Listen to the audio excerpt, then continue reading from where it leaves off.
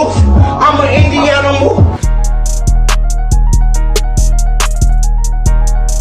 Touchdown, I-N-D-Y.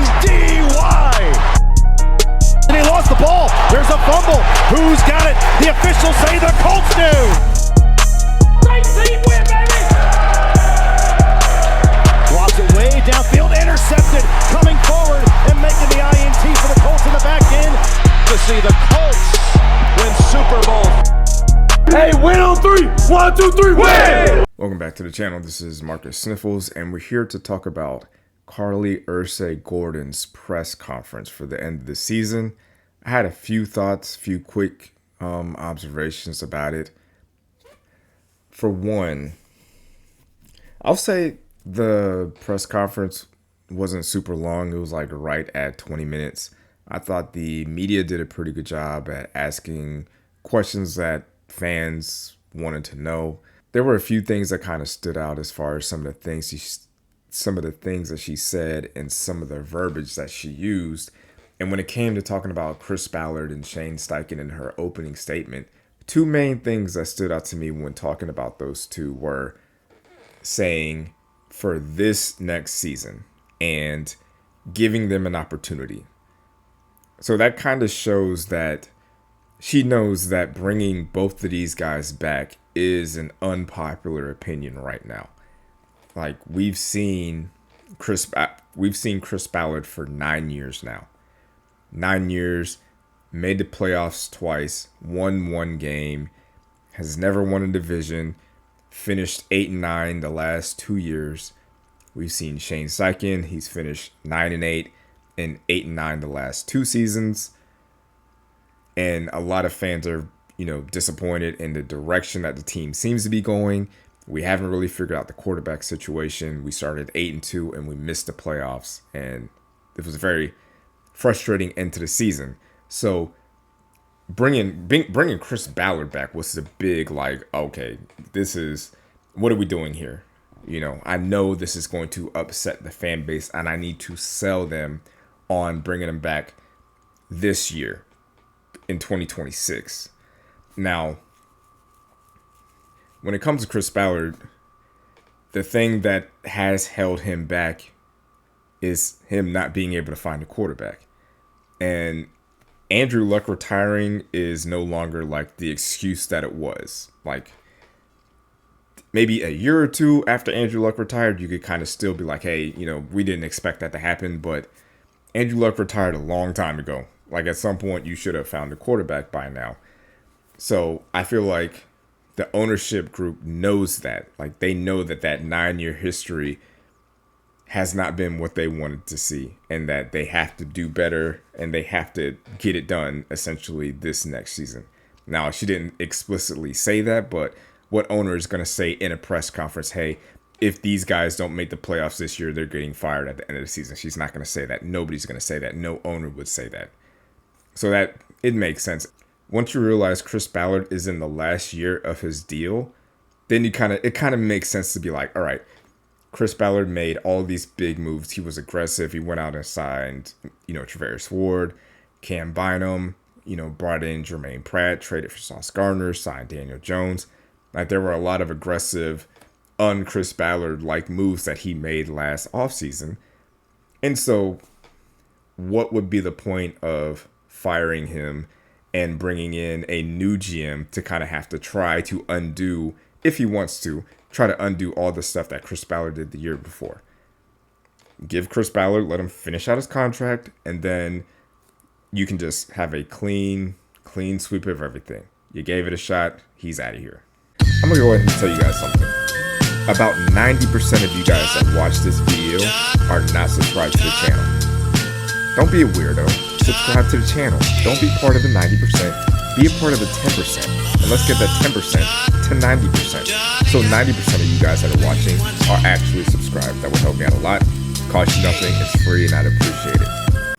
And like I said, it does feel like Chris and Shane are tied together.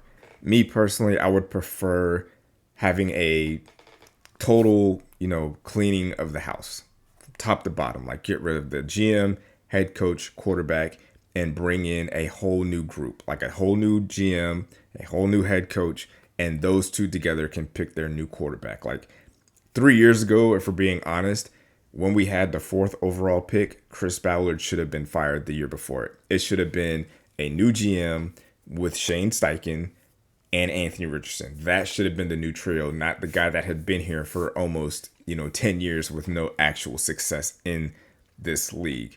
I would like all of them to go, even though I'm a fan of Shane Steichen. I think Shane Steichen is good at his job, but I would understand his last 4 years of just being like, okay, you guys haven't won the division. You guys haven't made the playoffs. We haven't really figured out the quarterback thing.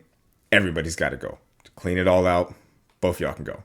I would understand that. And I'm kind of not really a big fan of, the coach speak. Like, you can tell that she's around football coaches and football players and all that stuff a lot, because it's like, they give you the cliche, it's on me kind of deal when it comes to, not winning, not getting into the playoffs, injuries, not having enough depth on the team. It's one thing to say that as a coach or as a player or even as a general manager, but to say that as a person who can't get fired, that kind of rings hollow to me, but that's me being nitpicky, so I'm not really too concerned about that. Another thing I noticed is she really emphasized injuries not being an excuse for the team being as bad as it was. Being 8-2 and losing 3 or 4 major players. Like, I get it's not an excuse in NFL because everybody gets hurt. But if I'm the ownership, I'm looking at the Texans were 0-3. They lost CJ Stroud for a couple of games. They're in the playoffs. Same thing with the 49ers. The 49ers lost their quarterback. They lost 2 of their best players on defense. They're in the playoffs. The Colts lost 2-3 key defensive players. Lost their quarterback, started 8-2, missed the playoffs. So you don't even have to look that far. You can just look in your own division and say, like, hey, this team dealt with injuries also. They dealt with injuries to their quarterback, and they still made the playoffs. What's your excuse? So I get that. Injuries in the league, in the NFL, not an excuse. You made it this far. If you have not liked the video at this point, what are you waiting for? Just like the video. Hit the like button right now. I'm talking to you. Make sure you like the video and subscribe and drop a comment. All that stuff. This is a threat. Not a threat, a warning. But it could be a threat. Just do it. And my last and final thought, observation, is if you go back and watch that press conference, take a shot every time she says, we have to finish games. You will not make it 10 minutes into that press conference without stumbling, to your car where you shouldn't be driving, but you know what I'm saying? You're going to be pretty hammered pretty quickly. And when it comes to finishing games, like, there were a lot of games that we had leads in. Like, we had a lead against Kansas City. We had a lead against the Seahawks. We had a lead against the Texans. We had a lead against the Jaguars, and we lost those games. And it's one thing to say, yeah, we need to finish these games. But to finish these games, you have to have finishers, right? So in the Colts glory days, if we're, up 2 and we have the ball and we need to run out the clock, kill the clock, you can rely on Peyton Manning to run the best play to keep the clock moving, to keep the chains moving, to keep the opposing team's defense on the sideline, and to hang on to the ball until the clock hits 0 and we win the game. If you want to flip it around, the opposing team is down by 4 and they need to, get a touchdown. You can rely on Dwight Freeney to get that sack. You can rely on Robert Mathis to get that forced fumble. You can rely on Bob Sanders to knock the ball out of somebody. Those guys are finishers. Peyton Manning is a finisher. Bob Sanders, finisher. Robert Mathis, finisher. Dwight Freeney, finisher. Even someone like Darius Leonard, finisher. T.Y. Hilton, Andrew Luck, those guys could finish games for us. When the game needs to be over, when it's 3rd and 7, and if you get it, the game is over, you need those kinds of players. I mean, you can look all across the league. Patrick Mahomes, Josh Allen. You can look on defense. Will Anderson Jr., TJ Watt, Myles Garrett. even someone like Aaron Donald, who, I mean, he retired last year, but you know what I'm saying? Like, you go back and look at the Super Bowl. The Rams needed a stop to win the Super Bowl. Who was the guy that finished that game? Aaron Donald. The Chiefs, when they were in the Super Bowl against the 49ers, they need someone to go down there and make a drive to win the game. Who did they have to rely on? Patrick Mahomes. The 13-second game. Patrick Mahomes. Even the 13-second game, who was on the other side, like Josh Allen, was still like right there. You still need a guy that can go toe-to-toe with a finisher. And it's not even just about offense and defense. Sometimes you need a special teams guy that can finish a game, whether it be the Jaguars kicker or the Dallas Cowboys kicker. Like, they're out there making 65, 70-yard field goals. Those guys are finishers, and we need that. We need someone that can finish a game. Like, do you believe Daniel Jones can be a finisher? Do we believe Jonathan Taylor or Alec Pierce or Tyler Warren can finish a game for you? Latu, is he a finisher? Sauce Gardner, can he finish a game for you? Can he end the game for you with a pass breakup? Those are the questions that they have to ask themselves when they look at this roster in the offseason. And I get it. A lot of us, and I'm guilty of this too, we can't act like the 8-2 season didn't happen. Like, we can't forget that we were 8-2 at one point. Like, obviously, we did beat up on a lot of bad teams as far as like the Dolphins, the Titans twice, the Raiders, but we also beat the Broncos and we beat the Chargers. Those are all 3 playoff teams right there, and we beat those teams. And then, finishing on a 6-game losing streak to end the season, dreadful. Like, to lose 7 games in a row is pretty difficult. Like, you have to be incredibly bad, incredibly unlucky, and just the worst. Like, it's awful.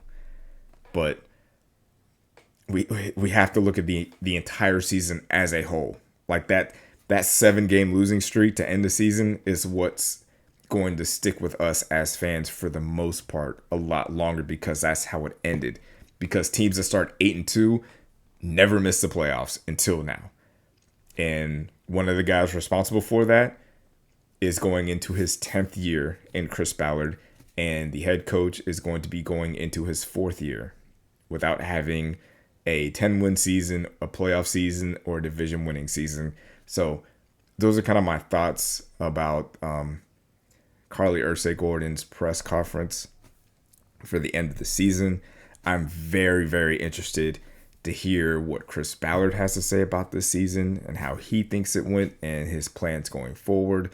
We also have to talk about like the storylines going into the offseason, potential free agents, potential cap casualties, trade ideas, draft boards. I love the NFL and I love the regular season, but the offseason, that's where the gold is at. There's so much stuff to talk about this offseason. I'm very excited. So make sure you guys hit that subscribe button, like the video. Let me know in the comments what you thought about her press conference. And I'll see you on the next one every Monday, 7 in the morning, right here. We're dropping Colts content. Be there or be square. Thanks for watching, babe. Make sure to like this video and subscribe to the channel.